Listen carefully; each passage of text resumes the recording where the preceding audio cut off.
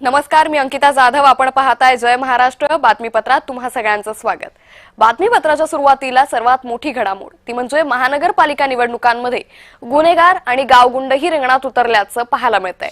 पुण्यात लक्ष्मी सोनाली आंदेकरला राष्ट्रवादीकडून उमेदवारी देण्यात आली, तर गुंड गजा मारणेच्या पत्नीनेही राष्ट्रवादीकडून फॉर्म भरलाय.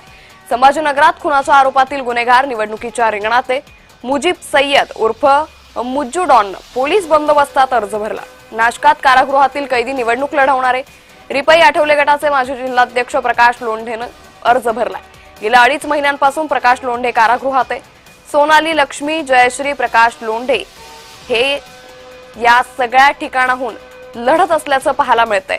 त्यामुळे पुणे असेल, छत्रपती संभाजीनगर असेल, नाशिक असेल, या ठिकाणी या गावगुंडही आता निवडणुकीच्या रिंगणात उतरल्याचं पाहायला मिळतंय. त्यामुळे एकंदरीतच आता राजकीय पक्षांवरही मोठे प्रश्नचिन्ह उपस्थित केले जात आहे. मग आठवले गट असेल किंवा राष्ट्रवादी असेल, जर अशा पद्धतीनं गावगुंडांना जर उमेदवारी दिली जात असेल तर मात्र या प्रभागाचं भविष्य नेमकं या गुंडांच्या हातात द्यायचं की नाही असा प्रश्नही आता उपस्थित होतोय.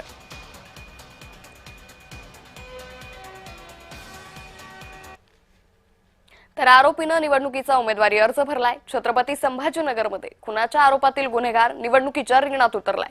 पडेगाव इथल्या प्रभाग क्रमांक 4 मधून अपक्ष उमेदवारी अर्ज भरलाय. मुजीब सय्यद उर्फ मुज्जू डॉन पोलीस बंदोबस्तात हा अर्ज भरलाय. त्यामुळे अपक्ष उमेदवार हा उभा राहिलेला आहे. खुनाच्या गुन्ह्यात आरोपी असलेला मुजीब सय्यद उर्फ मुज्जू डॉन पोलीस बंदोबस्तात हातात हतकडी असताना आपला उमेदवारीचा अर्ज भरलेला आहे. त्यामुळे या निवडणुकांमध्ये मोठ्या प्रमाणात गुन्हेगारी पार्श्वभूमी असलेल्या उमेदवारांना संधी देण्यात आल्याचं पाहायला मिळतंय. संभाजीनगरमधून पण अशीच एक घटना समोर येते. आरोपीनं निवडणुकीचा उमेदवारी अर्ज भरलेला आहे.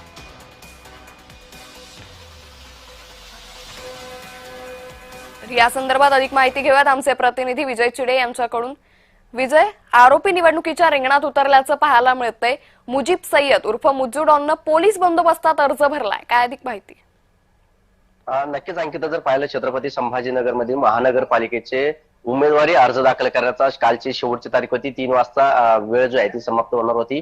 मात्र दुपारी 2च्या वेळेत जर पाहिलं तर छत्रपती संभाजीनगरमधील महानगरपालिकेच्या वार्ड क्रमांक 4 मधून आता नगरपालिकेच्या नगरसेवकासाठी आता मुजीब सय्यद या डॉननी जे आहे ते आता उमेदवारी अर्ज दाखल केलेला आहे. या उमेदवारीसाठीच पाहिलं तर मोठा बंदोबस्त जो आहे तो त्या ठिकाणी केला होता, कारण त्याला खुनाच्या प्रकरणामध्ये तो हर्सुल कारागृहामध्ये आहे. मात्र त्यांनी उमेदवारीसाठी या संपूर्ण प्रक्रिया जी आहे ती पूर्ण केली होती. त्यानंतर त्या ठिकाणी मोठा बंदोबस्त ठेवला होता. कुठला अनुचित प्रकार घडू नये यासाठी पोलिसांनी देखील मोठा बंदोबस्त तिथं लावण्यात आला. त्याला त्या ठिकाणी आणताना त्याच्या हातामध्ये हातकडी वगैरे असल्याचं देखील पाहायला मिळालं. आणि हे संपूर्ण हातकडी वगैरे घेऊन त्यांनी निवडणुकीच्या रिंगणामध्ये उतरलेला. सध्या अपक्ष उमेदवारी जी आहे त्यांनी अर्ज दाखल केलेला आहे. सध्या जर पाहायला गेलं तर कुठेतरी गुन्हेगार जे आहेत तेच आता निवडणुकीच्या रिंगणामध्ये उतरत असल्याचं पाहायला मिळतात.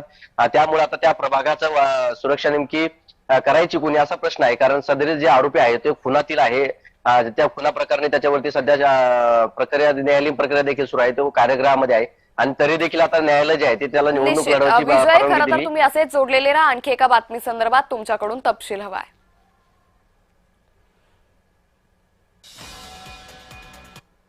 तर नाशिकमध्ये काहीशी अशीच घटना घडल्याचं पाहायला मिळतंय. नाशिकमध्ये कारागृहातील कैदी आता निवडणूक लढणार आहे. रिपाई आठवले गटाचा माजी जिल्हाध्यक्ष प्रकाश लोंढेनं आपला उमेदवारी अर्ज भरलेला आहे. नाशिक महापालिका निवडणुकीत ही पहिलीच घटना असल्याचं पाहायला मिळतंय.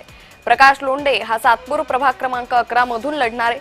सातपूर गोळीबार प्रकरणात लोंढे नाशिक जेलमध्ये गेल्या 2.5 महिन्यांपासून प्रकाश लोंढे कारागृहात आहे आणि आता हाच प्रकाश लोंढे निवडणुकीच्या रिंगणात उतरल्याचं पाहायला मिळतंय. कारागृहातील कैदी नाशिकमध्येही उमेदवारी अर्ज भरताना पाहायला मिळत आहे. आठवले गटाकडून हा उमेदवारी अर्ज लोंढेनं दाखल केलेला आहे. तर नाशकात कारागृहातील कैदी निवडणूक लढणार आहे. रिपाई आठवले गटाचा माजी जिल्हाध्यक्ष प्रकाश लोंढेनं उमेदवारी अर्ज भरलेला आहे. नाशिक महापालिका निवडणुकीची ही पहिलीच घटना म्हणावी लागेल. प्रकाश लोंढे सातपूर प्रभाग क्रमांक 11 मधून निवडणूक लढणार आहे. या संदर्भात अधिक माहिती घेणार आहोत. आमचे प्रतिनिधी किरण गोटूर सध्या आपल्यासोबत जोडले गेलेत. किरण, आपण पाहतोय सातपूर गोळीबार प्रकरणात प्रकाश लोंढे हा कारागृहात आहे आणि कारागृहात असतानाही निवडणुकीचा अर्ज भरण्यात आलेला आहे। एकंदरीतच सातपूरच्या या प्रभागात नागरिकांचं नेमकं काय मत आहे? अंकिता, खरं तर मागच्या काही दिवसांपूर्वी नाशिकच्या सातपूर भागात झालेल्या एका गोळीबार प्रकरणी रिपाईचे माजी अध्यक्ष प्रकाश लोंढे यांना पोलिसांनी ताब्यात घेतलं आणि त्यानंतर ते गेल्या अनेक महिन्यांपासून नाशिकच्या कारागृहामध्ये आहेत।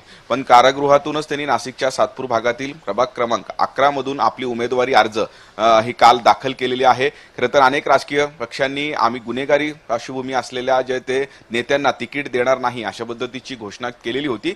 पण रिपाई आठवले गटाचे हे माजी जिल्हाध्यक्ष आहेत प्रकाश लोंढे, हे नाशिकच्या सातपूर भागातून आपली जे उमेदवारी अर्ज दाखल केलेली आहे। त्यामुळे मतदार आता लोंढेंना हे मतदान करतात का हे बघणं महत्त्वाचं असणार आहे। निश्चित किरण, तुम्ही असेच जोडलेले राहा, आणखी काही बातम्यांसंदर्भात तुमच्याकडून तपशील घेऊ। तर पुण्यात अजित पवारांनी गुंडांना उमेदवारी दिल्याचं पाहायला मिळतंय। राष्ट्रवादीकडून गुंडा आंदेकरच्या घरात उमेदवारी देण्यात आली आहे। यात लक्ष्मी आंदेकर, सोनाली आंदेकरला एबी फॉर्म दिला। पुण्यातील भवानीपेठ क्षेत्रीय कार्यालयात उमेदवारी अर्ज त्यांनी भरला। त्यामुळे आंदेकर कुटुंबियांना यावेळी राष्ट्रवादीकडून ही उमेदवारी देण्यात आल्याचं पाहायला मिळतंय। पुण्यात अजित पवारांनी गुंडांना उमेदवारी दिल्याचं पाहायला मिळतंय। यामुळे खरं तर राजकीय पक्षाकडूनही मोठा विरोध होत असल्याचं पाहायला मिळतंय। विरोधकांनी यावरून चांगलाच निशाणा साधला।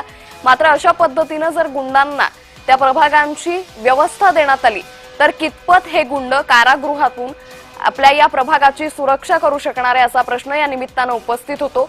मात्र यावरती आता राष्ट्रवादीकडून नेमकं काय स्पष्टीकरण येतं आणि त्याचबरोबर 15 तारखेला मतदार राजा आपला कौल नेमका कुणाला देतो हे पाहणं अतिशय महत्त्वाचं ठरणार आहे। मात्र राष्ट्रवादीकडून गुंडा आंदेकरच्या घरात ही उमेदवारी देण्यात आली आहे। एक नव्हे तर 3 उमेदवारांना ही उमेदवारी देण्यात आली। यामध्ये लक्ष्मी आंदेकर, सोनाली आंदेकरला एबी फॉर्म दिला।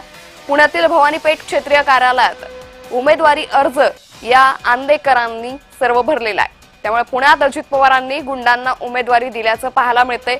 आंदेकर विरुद्ध कोमकर असा वाद पुण्यामध्ये प्रचंड गाजला होता, ज्यामध्ये राजकीय नेत्यांनीही मोठ्या आरोप प्रत्यारोपांच्या फैरी एकमेकांवर झाडल्या होत्या आणि त्यानंतर याच पुण्यात अजित पवारांनी गुंडांना संधी दिल्याचं पाहायला मिळतंय। पोलिसांच्या कडेकोट बंदोबस्तात या गुंड उमेदवारांनी आपला उमेदवारीचा अर्ज भरला। राष्ट्रवादीकडून गुंडा आंदेकरच्या घरात उमेदवारी देण्यात आलेली आहे। त्यामुळे राष्ट्रवादीवरही मोठी टीकेची जोड ही पुण्यामधून उठताना पाहायला मिळतेय। खरं आता या प्रभागातील नागरिकांचं यावरती नेमकं काय मत असेल, काय स्पष्टीकरण असेल हे पाहणं अतिशय महत्त्वाचं ठरणार आहे।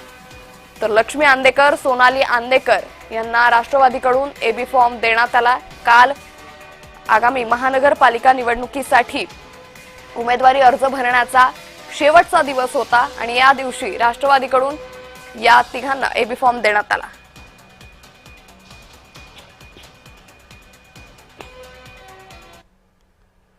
तर गुंड गजा मारण्याची पत्नी निवडणुकीच्या रिंगणात उतरली। राष्ट्रवादीनं प्रभाग क्रमांक 10 बावधन मधून एबी फॉर्म दिला।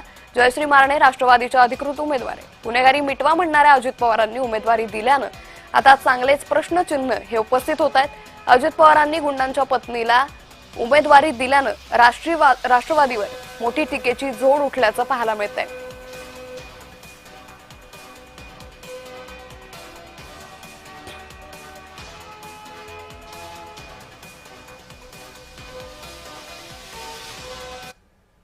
कल्याणी कोमकरांनी अपक्ष उमेदवारी अर्ज भरलाय। आंदेकरांच्या विरोधात अपक्ष उमेदवारी अर्ज भरलाय।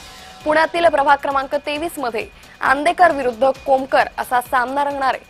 सोनाली आंदेकर, लक्ष्मी आंदेकर यांना राष्ट्रवादीकडून उमेदवारी देण्यात आली आहे। तर याच उमेदवारी देण्याविरोधात कल्याणी कोमकर यांनी राष्ट्रवादीला विनंती केली होती की तुम्ही त्यांना एबी फॉर्म देऊ नये, मात्र जर असं केल्यास मी अपक्ष उमेदवार म्हणून उभी राहीन असा इशाराही त्यांनी दिला होता आणि आता कल्याणी कोमकरांनी आपला अपक्ष उमेदवारी अर्ज भरलेला आहे।